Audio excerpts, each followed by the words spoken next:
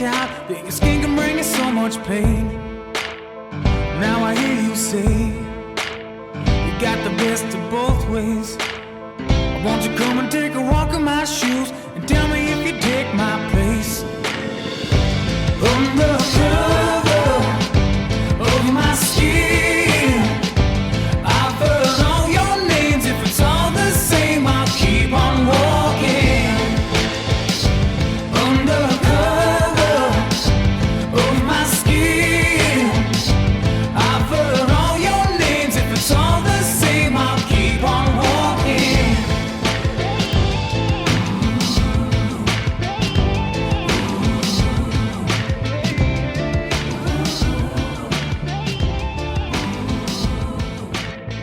Who'da stayed hung up? Who'da been knocked down?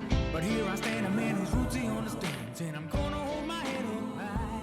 Welcome to episode 1 of the Road to Melbourne Marathon series. Tonight we're joined by Australia's 48th fastest marathoner of all time and 2019 World Championship representative, Julian Spence. How are you, Moose? Thanks, mate. Is that a recent number? Or Yeah, it is. I checked it. Checked it tonight, still 48. Okay. Top 50, I'll take it. Yep. That's actually made my night. Obviously, we're not doing Road to Melbourne Marathon series, but we are all training for Melbourne Marathon. Also joined by Australia's 6th fastest 1,500 metre runner and 7th fastest 800 metre runner of all time, as well as being the Australian 1,000 metre record holder. Welcome, Jeff Risley. Hey guys, good to be back. Hey, Jeff, I was doing a bit of research today, and you know there's no athlete that is ahead of you in the rankings on both the 8 and the 15, which almost makes you the most all-round best middle distance runner we've ever had. Yeah, The GOAT. maybe, I don't know. Simon Doyle's probably the closest. So Simon Doyle's 1 ahead of you on the 1,500 metre rankings, but he's 7 behind you at 800. Yeah, well, I think I used to be number 2 and 2 up until about 2019, 20. Yeah, Like, so it obviously shows so many though, guys have gone past me in the last 4 or 5 years. yeah, but so consistent over both those distances. So if you had to choose between your 144.48 and 332.93, which one would make you more competitive on the world stage back then? I always thought my 1,500 was a bigger breakthrough. It also complicated things because I was kind of good at both. A couple of major champs, I would end up like London. I made it for the 800 and the 1,500, then had to choose. So, and like I ran 2:16.0 for a 1K, but I think I probably could have ran 2:14 something high. You just don't get to do it very often. So like the 1K was kind of like my real sweet spot. But I guess a little bit like Abby Caldwell, kind of went more towards the 8s just because like I sort of had the speed and I had the strength. So, theoretically, as you know, for those championship rounds and being able to go, 3 rounds. Yeah. And moving up to the marathon, what are you hoping to run in Melbourne? I don't know. I was thinking maybe like a 2:45. Is that like 3:53 pace-ish? It's like 4-minute pace. Oh, it's 4-minute pace? No, 4-minute pace is like 2:48 high. Oh. Okay. Yes. So what's right. 3:50 pace? It would be about right then.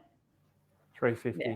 That'd be quicker than 5 seconds a K over 40K. Oh, yeah, I guess so. That would only be about 4 minutes. Yeah.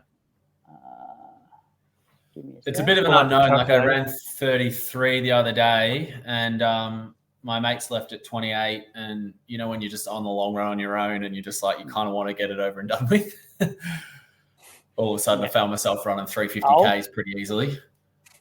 Good sign though. So yeah, finished all right. But it's just, my legs have never gone that far. So I just don't know what it's going to be like. So I've been a little bit, not sick, but when you like feel yourself getting sick. This week. So I'm hoping to get out for some nice threshold tomorrow if I wake up feeling all right. So, try and join some boys around Albert Park tomorrow for 3 by 6K. Nice. Well, there'll be a lot of excited. Damn. Yeah, it's pretty big, isn't it? This what have we got? I tried to do 9 weeks to go. I tried to do 3x7 the other day, and I got through the first two, and I was still a bit tired from my Tuesday session because I jumped in with the PM crew on the 10, and I was running 305 Ks. And I think what the biggest thing I learned is just that, like that intensity. If it stays in your legs when you go and try and do the real long stuff, and if your legs have got nothing, it gets really hard, no matter like what pace you're running. So definitely respecting the long stuff a lot more. 350s, Jeff's gives you just under 242. Okay, yeah. So I got a friend I think that wants to run like 240 or 235. So I'll just need to decide whether I run with him and just go all in, or like sit back and try negative split. You Is also it best to negative split or best to go after it? Well, negative split first one.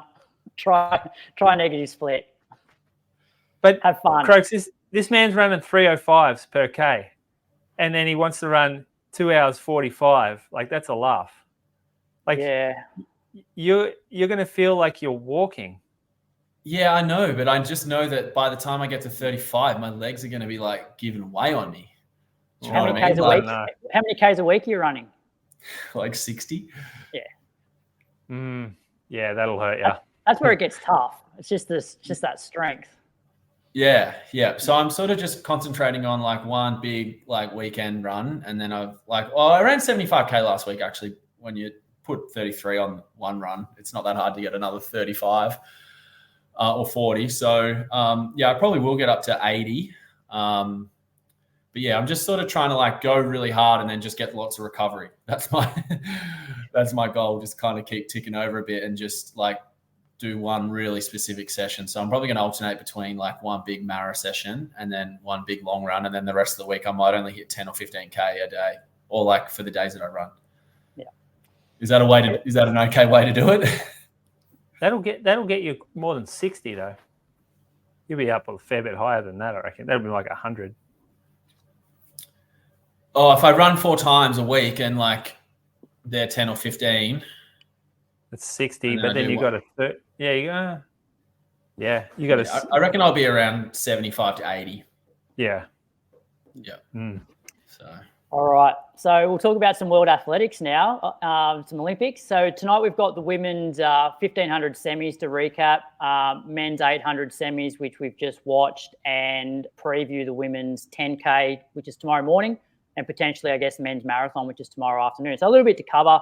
We'll start with the women's 1500s.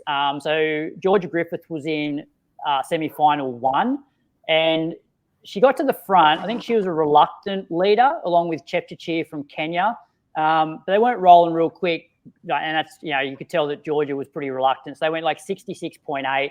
66.6 and 66.8 for the first 2 laps. So 2:13, 800 meter split. Laura Muir sort of moved up just before 800 meters. And then at the bell, Kipyegon sort of made her move or moved up. And then Laura Muir really went for it sort of just after the bell. They ran like 60 seconds or just like 60.5, I think Laura Muir ran between 800 and 1200. At about the bell, Georgia got sort of shuffled back. It was still in 6th. And even like with 80 meters to go, like I thought Georgia had 6 wrapped up easily because she had a massive gap, sort of stumbled with about 50 to go and then faded real bad to finish 9th in 4:02.69. Race was won by Faith Kipyegon in 3:58. Interesting race from Georgia's point of view. Like she looked like she had top 6 wrapped up. Yeah, it's pretty crazy though when you look at those first 4 girls. You got world record holder, you got Bell who ran 156 the other day, St. Pierre, Muir. Yeah. Like it's just loaded. Georgia's had an incredible year, and I sort of thought she would have made the final. I just wonder if being that reluctant leader, you can just never quite relax, and maybe that just sort of took it out of her in that last 150, because with 200 to go, she was sort of moving really nicely up into that 6th spot on the back of the leaders, and you thought she was just going to follow them in. Yep. Because at that point, the other girls were a fair way behind and closing. So, Yeah, it looked like with 50 to go, her legs buckled a bit. Like she took a little bit of a stumble, and then kind of got it going again. But yeah, I guess when you say 60 seconds for that middle, that can.